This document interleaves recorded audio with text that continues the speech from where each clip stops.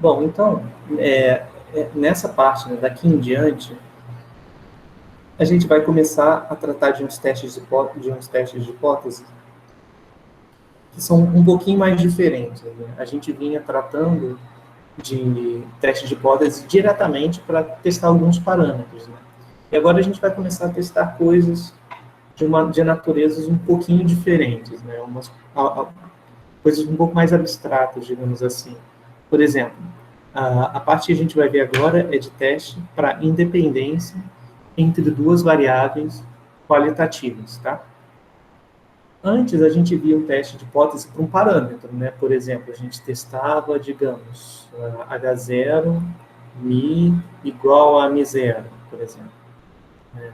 Ou a gente fazia, sei lá, H0, P igual a P0, ou H0, sigma igual a sigma zero, tá? Coisas desse tipo, em que a gente estava estimando diretamente um parâmetro. Tá? Agora, a nossa hipótese vai ser a seguinte: a gente vai ter duas variáveis aleatórias, né, x e y, e a minha hipótese nula é a seguinte: x é independente de y.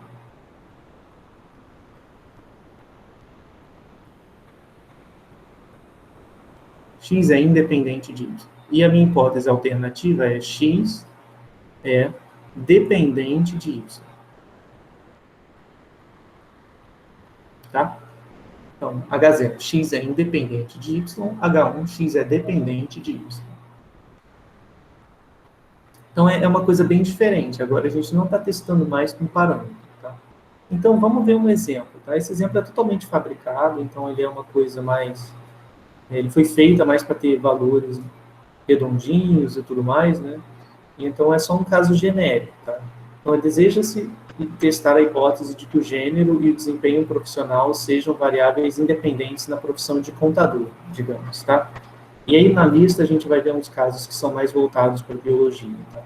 Então, para isso, foram selecionados 220 contadores, que são 112 homens e 108 mulheres, então um número similar, né?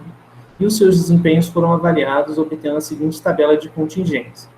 Então, essa tabela aqui, já apareceram tabelas dessa forma, né, em algumas das listas que a gente fez. Então, nesse caso, a gente tem o seguinte: a gente tem uma variável que é o gênero, em que aqui a gente só está considerando dois, o gênero.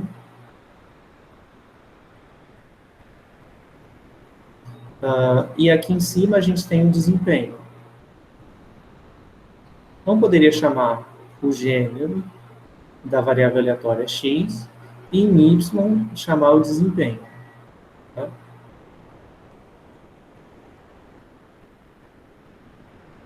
Então, a gente quer ver o seguinte: a gente quer ver se x é independente de y, né? Se o gênero é independente do desempenho, se o desempenho é independente do gênero.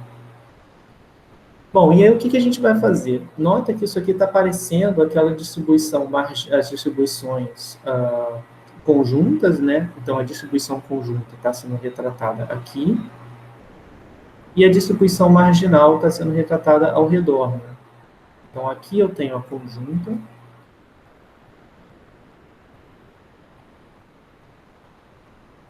e aqui eu tenho as marginais. Tá? E aqui também é uma outra marginal. Então, a gente já viu que a marginal, nesse caso, essa marginal aqui, me dá a distribuição do desempenho marginalmente ao gênero, ou seja, é a distribuição dos desempenhos sem contar, sem diferenciar por gênero, e aqui é a distribuição do gênero sem contar pelos desempenhos, tá bom? Então, é o gênero, né? Isso aqui é a marginal de x, isso aqui é a marginal de y. Aqui embaixo a marginal de y, aqui é a marginal de x. Tá? Bom, então o que acontece? Na amostra, a gente observou o seguinte: a probabilidade de ser homem com desempenho baixo é de 22 sobre o total de 220, que é 0,1. Tá? Se se as variáveis fossem se as variáveis fossem independentes, né, eu teria uma probabilidade, essa mesma probabilidade da interseção poderia ser escrita como o produto da probabilidade do homem vezes a probabilidade de ter desempenho baixo. Ou seja, seria a probabilidade 36 sobre 220 vezes 112 sobre 220. Isso daria 0,08. Tá? Quando a gente compara as duas, a gente vê, bom, a probabilidade da interseção é diferente da probabilidade, né, do produto das marginais. Então, a gente concluiria automaticamente que x e y não são independentes. Né? E aí seguiria a vida. Né? Qual o problema de fazer isso? Bom, o problema é que esses valores aqui, 22, 14 e 81, são valores amostrais. Né? Eles são valores que a gente observou na amostra. Então, concorda comigo que isso pode dar um problema, né? Porque poderia ser... Aqui eu tenho uma probabilidade que é desconhecida, né? A probabilidade do homem ser baixa ao mesmo tempo. Então, eu poderia ter uma situação em que, na verdade, as duas variáveis são independentes, né? E aí, só por uma questão de aleatoriedade, eu obtive valores aqui, né? Valores observados, que não dão certinho a mesma probabilidade, que é a probabilidade da população, né? Na população toda. Por exemplo, isso aí acontece quando a gente vai olhar para a proporção de votantes de um candidato, né, de eleitores de um determinado candidato, e a gente colhe uma amostra. Então, a gente tem uma probabilidade P subjacente, que é a proporção de eleitores do candidato, né, que vão votar lá no dia da eleição, que de fato vão votar nele. E quando a gente colhe a nossa amostra, o valor P-chapéu não é a mesma coisa. O P-chapéu, ele não vai ser a mesma coisa que o P. Se a gente pegou uma amostra cuidadosamente, com o tamanho amostral grande, vai ser aproximadamente P, mas não vai ser igual. Então, todos os valores que aparecem aqui são P-chapéus, né? Então, isso aqui vai ser um P-chapéu 1, isso aqui vai ser um P-chapéu 2, P-chapéu 3. Então, notou o problema? O problema é o seguinte, só vai existir uma configuração P1, P2, P3, P4, P5, P6, que vai me dar independência. Só que, na hora que eu vou coletar a minha amostra, e ver a quantidade de homens com desempenho baixo, homens com desempenho médio, assim sucessivamente, como é uma amostra, é aleatório. Então, não vai coincidir o valor do P-chapéu que eu tiver, não vai coincidir com o P. Né?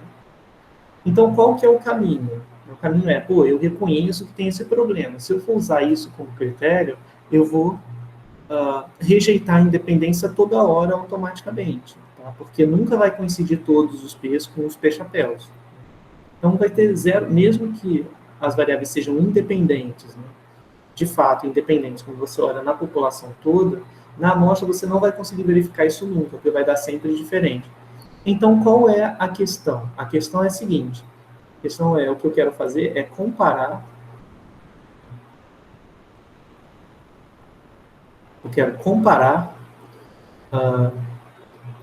o seguinte, a probabilidade, aí eu vou botar um chapéu aqui nesse P, tá? Quer dizer, é a probabilidade estimada, né? De x ser igual a x e y igual a y.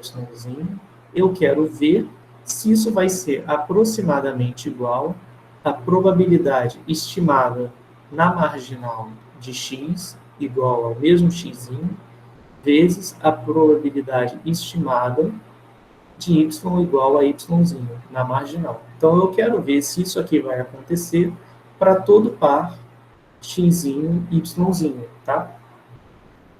Concorda que se isso aqui valer, né, se eu tiver aproximadamente a conjunta fatorando, né, para todos os pares possíveis, né, de x e y, aqui no caso, os pares de x seriam, se eu tratar o x como gênero, seriam só dois, homem e mulher, nesse caso aqui. E se eu tratar o y, que é o desempenho, esse yzinho só vai poder ser três valores, baixo, médio e superior. Tá? Então, o que acontece? Se isso aqui for aproximadamente igual a isso, então eu tenho evidências favoráveis a H0. Então, se isso aqui for verdade, então eu tenho uma situação favorável a H0.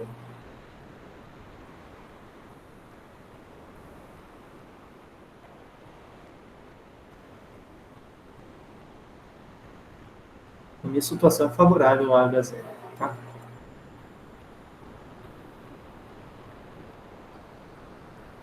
Se esses valores forem muito diferentes, aí eu vou estar favorável a H1. Tá? Então, vamos lá, vamos prosseguir e ver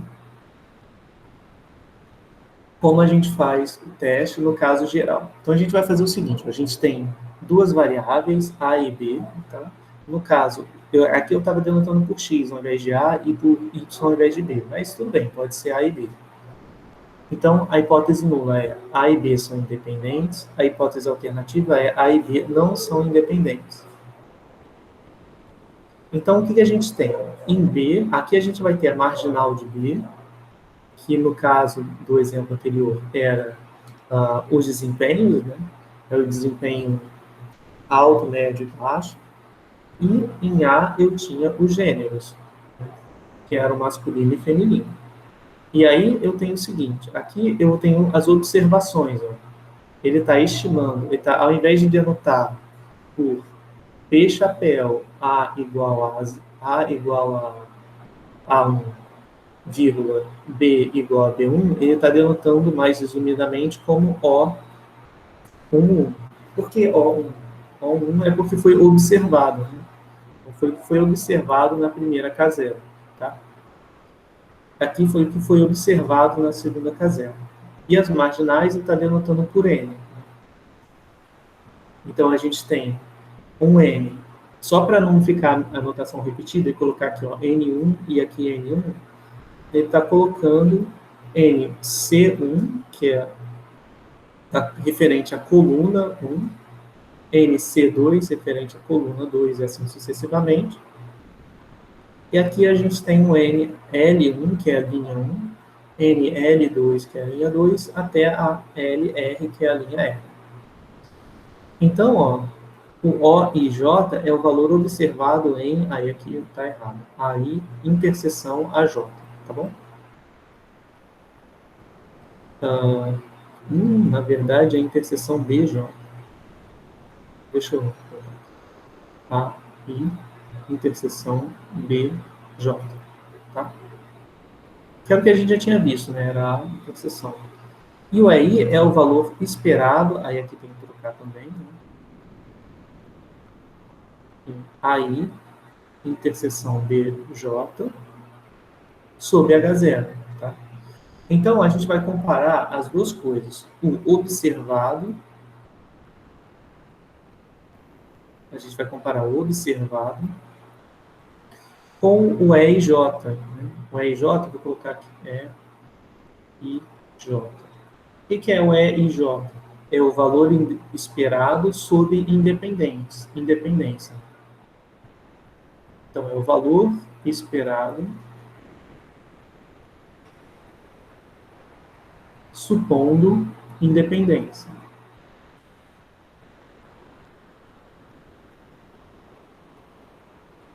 Valor esperado supondo independência. Tá? Então, como é que a gente calcula o valor esperado supondo independência? Então, o valor esperado supondo independência, a gente vai fazer o seguinte. A gente vai pegar, vou botar aqui até aqui do lado, o EIJ,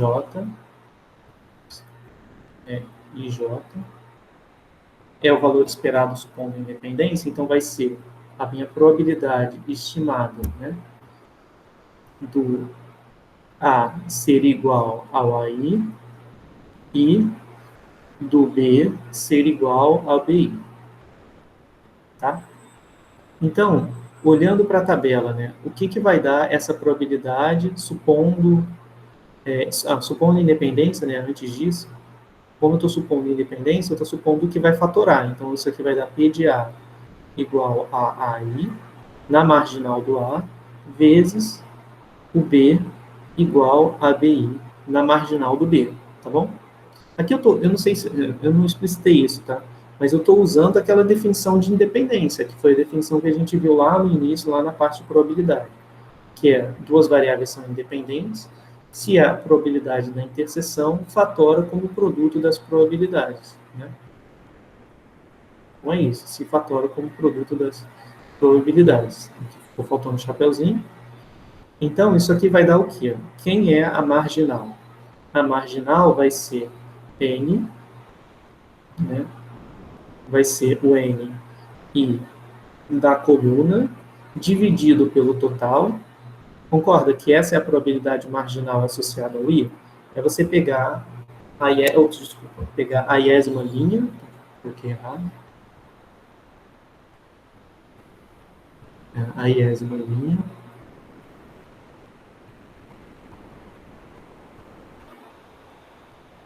então peguei aqui a linha I e dividi pelo total, multiplicado pela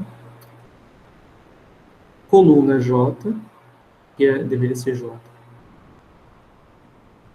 Tá? Porque é IJ, então eu peguei a linha I, coluna J. Então vai ser NJ, agora das colunas, né, dividido por N. Então, essa é a probabilidade esperada. Essa é a probabilidade esperada. Só que, como agora eu estou olhando para OIJ, e OIJ são as contagens, né? Aqui não é, na verdade, o OIJ não é a probabilidade direta. O OIJ é só o valor observado. Se a gente for olhar aqui em cima, aqui eu tenho os valores observados. Não são os P's ainda, tá? Eu coloquei aqui P chapéu e tal, mas esses caras são inteiros. Para eu achar o P chapéu, eu tenho que dividir. 22 sobre 220, tá? Então, era isso que eu estava me referindo. Agora, quando eu for olhar EIJ, né, EIJ é o valor esperado, né, das observações. Então, eu preciso multiplicar por N, né? Porque isso aqui é a probabilidade. Então, isso aqui vai dar um valor entre 0 e 1. Para eu achar as contagens, eu tenho que pegar a probabilidade e multiplicar por N. Né? Vamos supor que a probabilidade tenha sido de 50%. Esse valor aqui é a probabilidade. Então, se a probabilidade foi de 50%, e eu tinha o meu N igual a 200, né? Então o meu E observado vai ser igual a 100. Vai ser igual ao produto do N vezes a probabilidade. Então, aqui ficou faltando. Então, ó, acho que talvez fique mais simples se eu denotar da seguinte forma. Se eu, ao invés de chamar o E da probabilidade, eu chamar o E dividido por N, eu acho que assim fica mais claro. Dividido por N é essa probabilidade, tá bom? Porque o E e J, os E e J estão aqui, ó. Esse aqui é o E1, aqui eu também tenho o E1, 2, e assim sucessivamente. Ele só está escondido na tabela. Então, eu tenho o E e J dividido por N é igual a essa probabilidade. Então, vai acontecer o seguinte. E e J vai ser igual a, multiplicando por N dos dois lados, vai ser o NL vezes NJC, dividido por N, vezes N. E aqui, né, eu estou olhando essa igualdade aqui, eu vou multiplicar por N dos dois lados. Então, aqui saiu o N daqui, veio para cá e cortou com esse N. Deu N e L vezes NJC, dividido por N, tá? Então, é isso. Deu EJ igual a isso aqui. Então, essa formulazinha é para você calcular o valor esperado. Então, ó, deu a fórmula que está aqui. Só estou justificando por que a fórmula é essa, tá? Então, aí vem o raciocínio. Se o H0 é válido, então a gente espera que a diferença entre entre O e J e o E e J, que aí eu vou ter uma segunda tabela. Eu tenho uma tabela que foi a tabela observada e eu vou ter uma tabela esperada. Então, essa tabela do esperado vai ser aproximadamente igual a zero, né? Então, ó, essa tabela do esperado vai ser aproximadamente igual à tabela observada. Então, se o H0 é válido, ou seja, se vale a independência, então é porque na hora de eu observar os valores coletados na amostra, essas probabilidades vão ser similares, então o que eu observar aqui vai estar próximo do que é esperado. Então vai dar aproximadamente zero, ou então, né, eu também posso, ao invés de olhar se a diferença é aproximadamente zero, eu posso olhar se o quadrado é aproximadamente zero. Tá? É equivalente. A diferença vai ser aproximadamente zero se o quadrado for aproximadamente zero e vice-versa. Tá bom? Então, qual que é o raciocínio?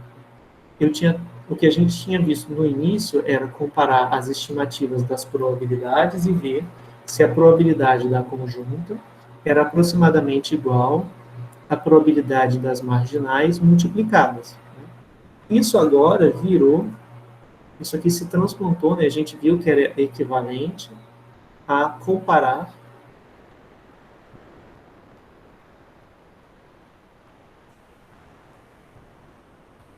as diferenças entre o observado na linha I e na coluna J com o esperado na linha I e na coluna J. Essa esperança, né, vindo em termos de independência, né, supondo independência, ao quadrado e comparar isso com zero para todo I e para todo J. Tá? É alguma dúvida, pessoal, nesse raciocínio do caso geral? Deu para entender o que a gente está fazendo aqui? Ou ficou alguma coisa confusa?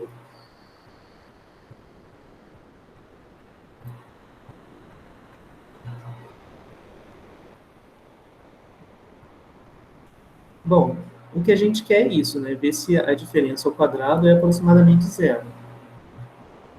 Então, vamos lá. Vamos prosseguir para a construção do teste.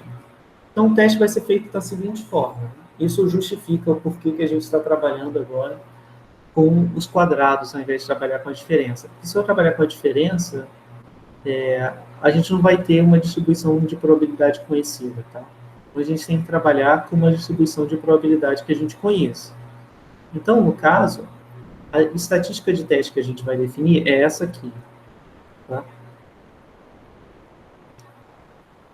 Então, eu somar nas linhas, né, rows, né, e somar nas colunas, né, nos columns.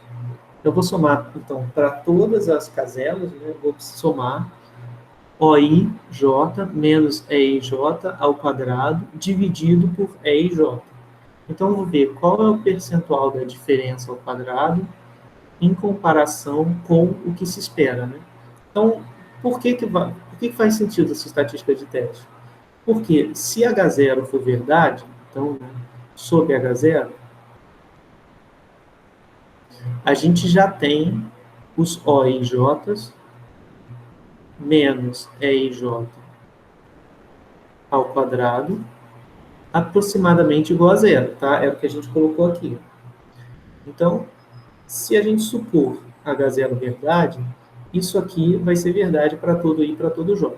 Então, esses caras aqui vão ser aproximadamente iguais a zero para todo I e para todo J. Se eu dividir pelo EIJ, eles vão ficar menores ainda, né, mais próximos ainda de zero, porque esse cara aqui é pelo menos 1, não tem como eu esperar para uma casela algo que seja menor do que 1, então, pelo menos eu esperaria uma observação lá. Então, né, se o H0 vale, todas essas parcelas aqui vão ser aproximadamente iguais a zero. Ou seja, essa estatística de teste, se ela for baixa, eu estou de acordo com o H0. E se ela for alta, eu estou de acordo com o H1. Né? Porque se ela for alta, quer dizer que não são independentes, quer dizer que isso não é aproximadamente zero para todas as caselas. Então, quer dizer que quando eu fizer essa soma aqui, essa soma não vai dar aproximadamente zero, vai dar maior. Tá? Bom, e como no teste para fazer teste de hipóteses, a gente precisa de duas coisas, né? A gente precisa de estatística de teste e a gente também precisa da distribuição da estatística de teste, está aqui ela.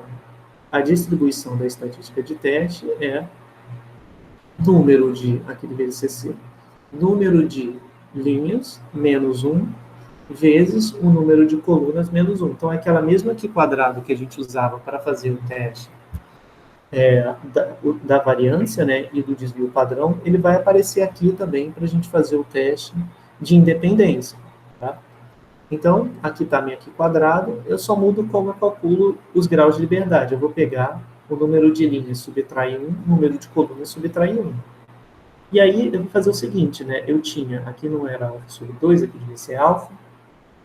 Então, se eu tenho um teste com significância alfa, então a minha região crítica está denotada aqui, ó. Um alfa aqui, denotando essa probabilidade.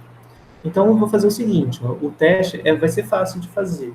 Eu vou ter que calcular a minha tabela esperada, né, fazer a tabela esperada, calcular cada um desses termos, e aí eu vou ver se essa soma é maior do que o valor crítico daqui quadrado. Né.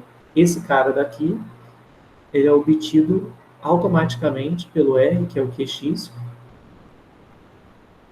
com qual é a probabilidade acumulada à esquerda. Né? A probabilidade acumulada à esquerda é 1 menos alfa, e o número de graus de liberdade é aquele número ali, R menos 1, que é o número de linhas, vezes o número de colunas menos 1.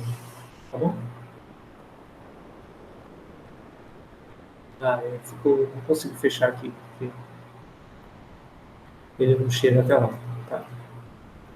Então é fácil, é só eu calcular o valor dessa estatística na amostra e ver se o valor caiu à direita desse pontinho ou se caiu à esquerda. Tá? Então, se esse valor for acima, né, do quantil daqui quadrado, a gente rejeita. Se não for, a gente não rejeita, tá? Então, vamos fazer o exemplo para a gente poder comparar, né? Para a gente ver se realmente ficou claro. Então, vamos lá. Então, ó, no nosso exemplo, a gente tinha H0 era gênero e desempenho são independentes. E H1 era gênero e desempenho não são independentes. Tá? Então, qual é a primeira coisa? Eu tenho que... Esses aqui já são os OIs. Então, os OIs já estão calculados, tá?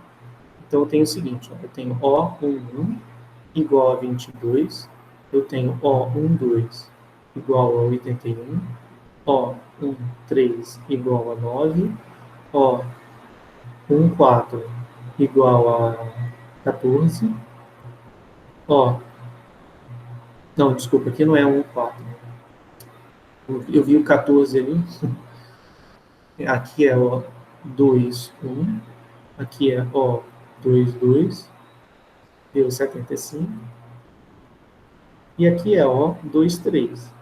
Deu 19. Tá? Então, beleza, 19.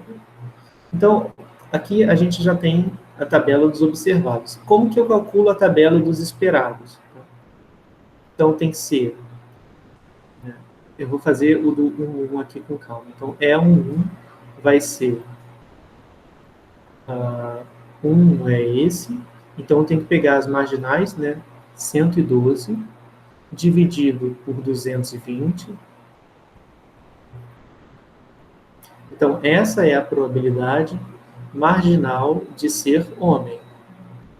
E aí, como eu estou supondo independência, a probabilidade, o que eu espero conjuntamente, seria o produto, né, da marginal de ser homem com a marginal de ter desempenho baixo, que é 36 sobre os 220. Né? 36. Então, eu peguei esse valor e esse valor. Então, probabilidade de ser homem, isso aqui seria tipo a proporção populacional de homens naquela população, né? Vezes a probabilidade marginal de ter desempenho baixo. Como o E1 é o que eu espero observar, não é a probabilidade, então eu espero observar a probabilidade multiplicada por 220. Tá? Porque eu estou observando 220 pessoas. Então, se essa é a probabilidade de eu observar uma pessoa nessa casela, então a quantidade esperada de pessoas na casela vai ser a probabilidade vezes a quantidade total de pessoas. Tá? Então, esse cara conta com esse. Isso é que justifica essa conta. Tá? Então, tem que fazer isso lá no Excel. Vamos no Excel aí. Pode fazer no Excel, não tem problema. A gente vai fazer no RStudio. Deixa eu aumentar aqui o zoom, para vocês conseguirem ver.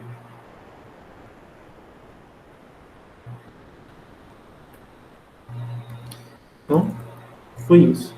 Eu vou fazer o seguinte, aí agora eu vou ter 112 vezes 36 dividido por 220. Essa tinha sido a minha conta.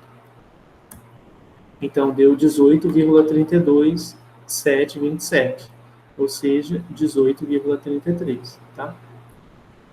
Tudo bem, pessoal, o cálculo do E1 fez sentido? Alguma dúvida na justificativa dessa conta? Porque agora o que a gente vai ter que fazer é o mesmo para as outras caselas, né? Então, vamos olhar o E12. E12, o que a gente tem que fazer? E12 está aqui, eu vou denotar em azul. Então, eu vou pegar essa marginal e essa marginal, multiplico no numerador e divido pelo total no denominador. Tá? Eu vou seguir a mesma formulazinha que eu segui aqui, né? Porque vai cortar, um do denominador vai cortar com esse produto aqui. Tá? Então, deu 79,42, tá? E agora eu tenho que fazer para as outras. Aí eu não vou repetir, porque já está tudo feito. Então, vai ser, aqui vai ser, só vou arrumar a continha, né? Deu para homem com desempenho superior. Então, deu 9. Bom, 9 não. Esse aqui vai dar 112 vezes 28 dividido por 220. 112 vezes 28 dividido por 220. Então, quando a gente for fazer esse, então vai dar 108 vezes 36 dividido por 220. Aqui, 108 vezes 156 dividido por 220. E aqui no final, deu 108 vezes 28 dividido por 220. Tá bom? Então, ó, com isso, eu tenho a minha tabelinha dos esperados. Então, esses são os valores que eu espero se eu tiver independência. E agora, o que eu tenho que fazer? Eu tenho que comparar esses valores com os valores observados na tabela. Tá? Então, ó, a gente vai comparar o 18,33 com 22, o 79,42 com 81, o 14,25 com 9, 14 com 17,67, 75 com 76,58, e aqui o 19 a gente compara com 13,75. Tudo bem, pessoal? Ficou dúvida nisso? Pessoal, eu acho só um pouquinho trabalhoso, né? Porque você tem que estar fazendo várias contas, né? Uma para cada possibilidade aqui nas casinhas e tudo mais. Mas, enfim, o raciocínio é bem simples, né? A gente usa pouca coisa, usa basicamente a noção de independência que a gente tinha visto lá na parte inicial do curso, tá bom? Então, ok, isso é só para achar os valores esperados. Então, agora, vamos lá. Aqui eu coloquei a minha tabelinha dos esperados, né, aqui em cima. Então, a gente tem que agora calcular a estatística de teste. Então, a gente vai observar o valor da estatística de teste fica sendo o somatório. Agora, as linhas, eu tenho 2 linhas. E colunas, eu tenho 3. 2 linhas, 3 colunas. E aí, qual é a estatística de teste mesmo? Era OIJ menos EIJ ao quadrado dividido por EIJ. Tá? Então, essa é a minha estatística de teste. Então, tem que calcular ela para todos os valores na tabela. Então, como é que eu vou fazer? Eu vou pegar, esse aqui é o meu primeiro esperado, né? Deixa eu fazer o seguinte, eu vou abrir outro slide e deixar do lado direito, do lado esquerdo, para a gente poder comparar com a tabela.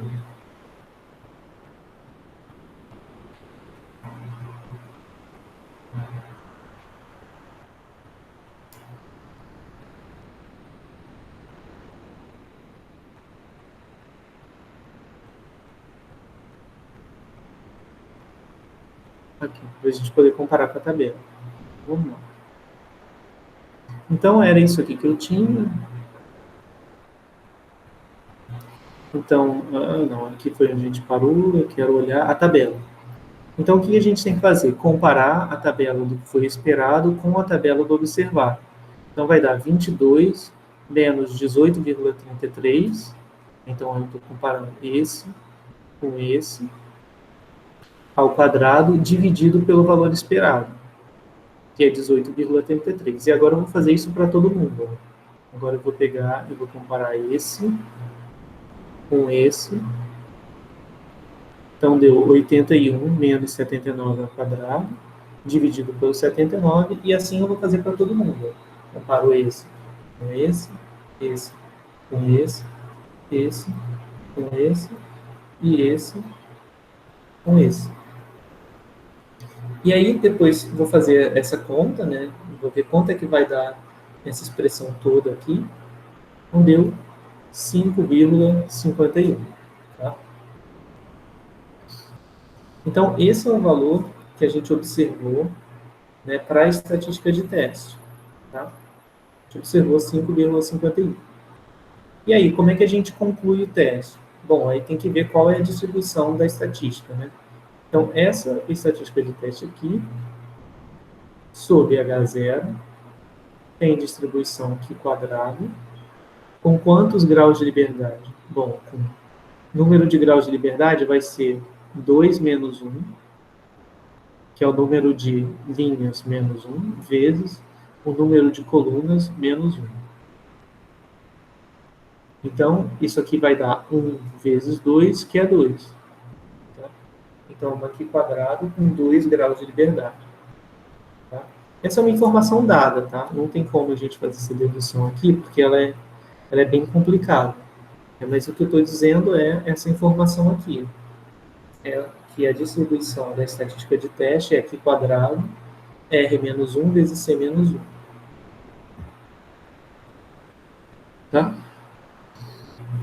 Então, vamos lá, vamos olhar qual é o quantil na Q quadrado. Então, ó, sob H0, eu tenho essa Q quadrado aqui. Então, vou fazer o desenho só para guiar a gente, né? Então, Q quadrado tem essa cara. Aqui tem uma região limite, tá? Então, qual é o nível do teste? Se eu estiver fazendo um teste de 5%, aqui eu vou colocar 5%. Então, eu vou rejeitar H0 se o valor que eu observar estiver aqui, né?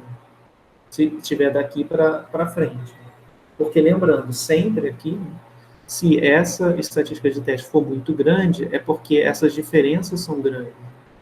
Então, essas diferenças sendo grandes, eu estou de acordo com H1. Então, eu rejeito. Tá? Então, eu vou rejeitar se a soma, né, dessas diferenças ao quadrado for muito grande. Então, beleza. Aí agora eu vou olhar lá quem é o meu quantil daqui quadrado. Como ele deixa 5% à direita, então eu vou usar para achar o Q, né? Eu quero QX, né? A square. Quanto de probabilidade acumulado à esquerda? 0,95. Tá? Quantos graus de liberdade? Os graus de liberdade eu já tinha feito a conta. Né? Era o número de linhas menos 1, que era 2 menos 1. Vou fazer aqui, número de linhas menos 1, vezes número de colunas, que era 3, menos 1. Então, esse é o número de graus de liberdade. Então, vai dar 2, né? Então, vamos ver quem é o QX. Então, foi 5,99. Então, o Q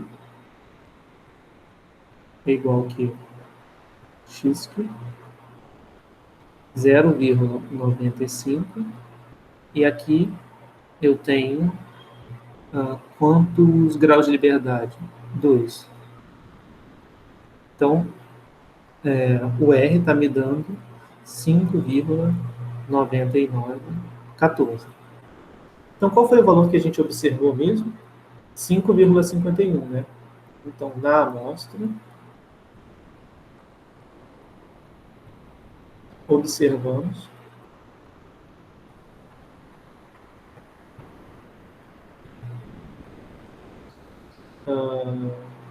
o valor da estatística aqui quadrado igual a 5,51, que é menor do que os 5,99, né, que são o valor que, né, da região crítica. Então, a gente tem, né, como o valor observado da estatística de teste não pertence à região crítica, então não rejeitamos H0.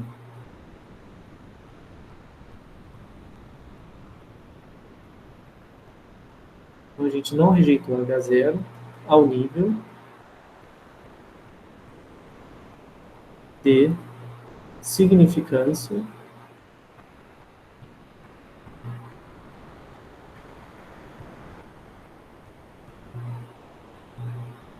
de quantos por cento? 5%. Tá? Então, a gente não rejeitou H0 no nível de significância de 5%. Então, a gente conclui, né, que essa amostra não deu evidências o suficiente para rejeitar a hipótese de independência. Então, a gente conclui com isso, né, que o gênero e desempenho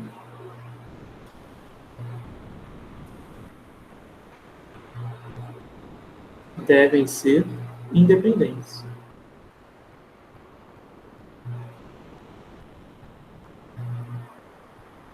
Tá?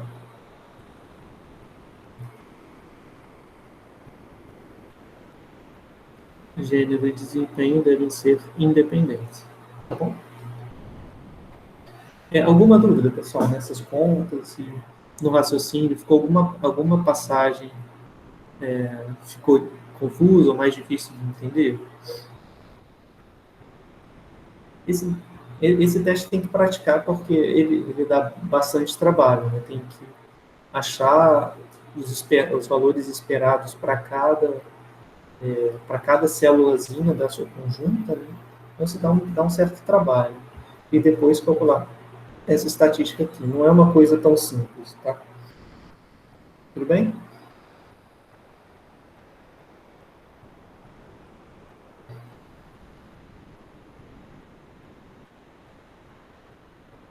Bom, tem uma outra forma de você calcular essa estatística, que é a seguinte, ó. Essa forma daqui, ela é uma forma um pouco mais chata de você calcular, né? Porque tem que calcular a diferença para cada uma das células. Então, isso aqui, né, são 6 contas que você tem que fazer. Dá para melhorar um pouco se a gente fizer o seguinte. Se a gente abrir o quadrado, deve ficar melhor. Então, dá para fazer o seguinte, ó. Se eu for abrir esse quadrado aqui, vai dar OIJ ao quadrado mais EIJ ao quadrado. Então, ao quadrado do primeiro mais o quadrado do segundo menos 2 vezes o primeiro pelo segundo. Tá? Se eu dividir por EIJ, algumas coisas vão cortar. Então, ó, vai ficar o seguinte.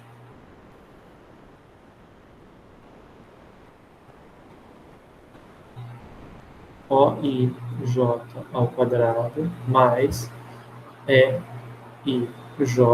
né, quando eu fizer esse sobre esse, menos 2 vezes OIJ. Tá? Então, também dá para fazer dessa forma daqui, tá? Tudo bem? Se eu somar, eu acho que dá até para abrir. Somatório I indo de 1 até 2, J indo de 1 até 3, aqui eu copiei errado, devia ser 3.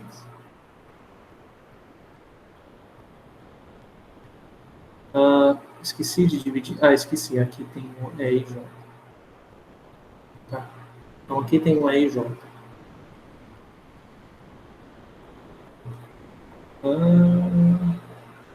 Deu isso mesmo. Então vai ficar O IJ ao quadrado sobre IJ mais somatório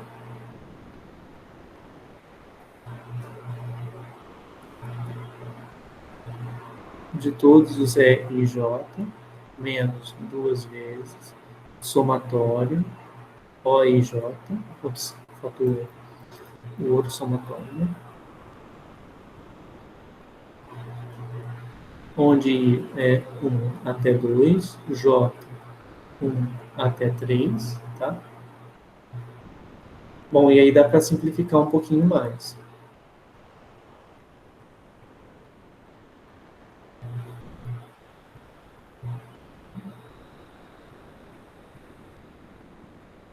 Mas, aí o que é isso aqui? Isso aqui é o esperado em cada uma das caselas, né?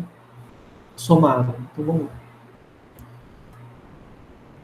Então vai ser o que eu espero para cá, mais o que eu espero para cá, mais o que eu espero para cá, e assim sucessivamente, todo mundo somado.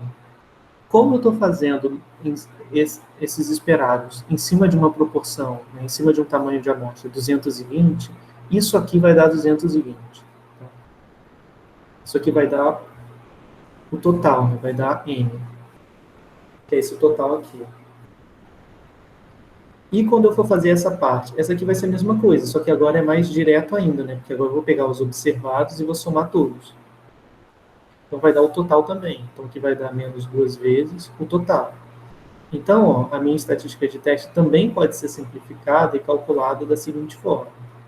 I indo de 1 até 2, J indo de 1 até 3, O I J ao quadrado sobre E I J menos N, tá? Então, eu posso calcular dessa forma. Em geral, calcular assim é mais rápido, tá? Do que você calcular usando essa fórmula aqui de cima, tá? E calcular usando, cadê? Usando essa fórmula daqui. Porque essa daqui você vai ter que fazer uma diferença para cada par, né? Então, enfim, vai ser mais chato. Você vai ter que calcular a diferença. E assim, não dá para fazer direto. Você vai ter que calcular a diferença e depois que você pegar as diferenças, você ainda vai ter que dividir, né, as diferenças ao quadrado, você ainda vai ter que dividir pelo EIJ. Então, você tem que fazer muita conta. Em geral, quando você usa essa fórmula aqui, que já é mais abertinha, é mais fácil, porque uma vez que você obtém a tabela do EIJ, você faz direto o EIJ ao quadrado dividido por EIJ. Você não precisa fazer uma conta de menos aqui para cada IJ, né, possível. Você só lembra que tem que subtrair o N no final, e acabou, tá bom?